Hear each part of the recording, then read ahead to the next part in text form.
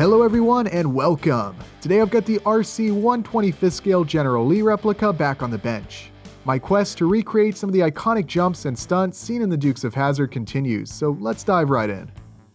I've recently been spending a little time driving and making a few tweaks to the car, but it's clear some more work is going to need to be done.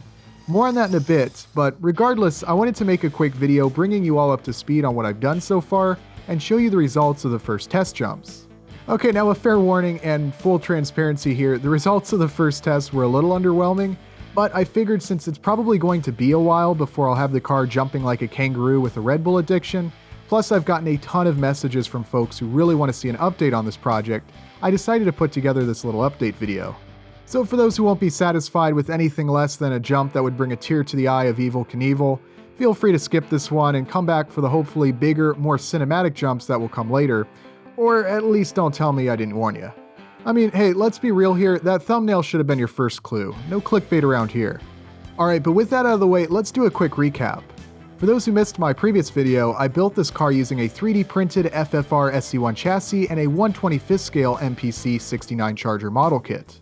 After installing the remaining electronics and a little paint, I slapped this car together and did some test driving.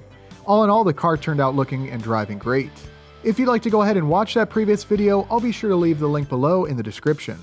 After that video, I was ready to do some jumps, but before I go digging some 125th scale trails through the poison ivy, I wanted to do some test jumps in the relative comfort of the unair-conditioned break room. I made this fine ramp that you see here.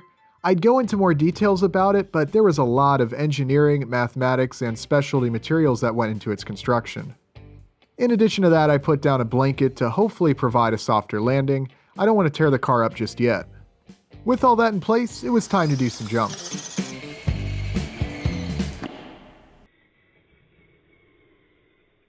Yeah, a little underwhelming. Unfortunately, the car was nose heavy and not nearly fast enough. I increased the length of the path leading to the ramp and put some weight in the rear, which, fun fact, apparently they put concrete in the trunks of the real 69 Chargers that were jumped in the show so they wouldn't nosedive. Still though, the jumps are just not far enough. Clearly, the 4,000 RPM N20 motor that's in the car currently is not enough, so I'll need to swap that out for something faster. I've got some brushless motors and ESCs laying around which I plan on swapping in. Though brushless motors do have some shortcomings, they're probably going to be what I need to send this car flying. With that said, however, let's talk a little bit about the positives. First, the car survived, with the only damage being the front push bar coming off. With this chassis in no way designed to be jumped, never mind jumped like 50 plus times, especially when a certain somebody forgot to turn on the camera, I'm surprised it's so far been holding up just fine. The body too is still rock solid. I imagine the foam mats help a lot with the impacts. It'll be interesting to see if the car remains undamaged after some landings on hard surfaces. Also, personally, I really like how the suspension bottoms out and rebounds during the landings. It's not exactly like a real car, but I think it looks cooler than if I was using an off-road RC chassis that just absorbed the landing like going over a speed bump. It's a bit more dramatic with the setup that it's got currently. One thing that I noticed as I was watching this back that was probably kind of working against me for some of the jumps is that this very high-tech ramp that you see looks like it was kind of pushing up on the rear on some of the jumps, so that should probably be addressed as well. It might be a little unfair to call these tests a complete failure, but clearly some more work is needed. But that's exactly why I wanted to do some test jumps before we go all out with the camera gear and build little sets and jumps and that kind of thing, only to find out that the car can't jump a 125th scale drainage ditch, never mind a creek. I'm not going to pretend I'm some kind of Steven Spielberg here, but once I get this car dialed in, we do want to set up some props and really get creative with the scenery and camera setups. Not going for an exact frame-by-frame reconstruction of the show, but we want to do something a little more than just putting a ramp in the parking lot and calling it a day. I think that's going to be a lot of fun, and I hope you all stay tuned for that, but for now it's back to the bench where I'll be installing a faster motor and doing some more tests. I want to thank you all very much for watching, and I hope you enjoyed this video, especially everyone who requested an update.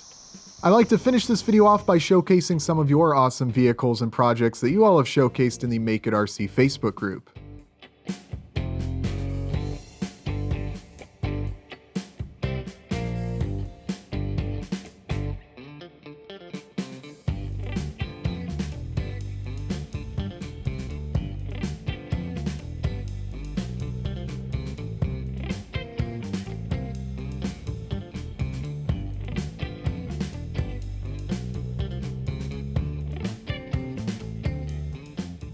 Thanks again, everyone, and I'll see you next time.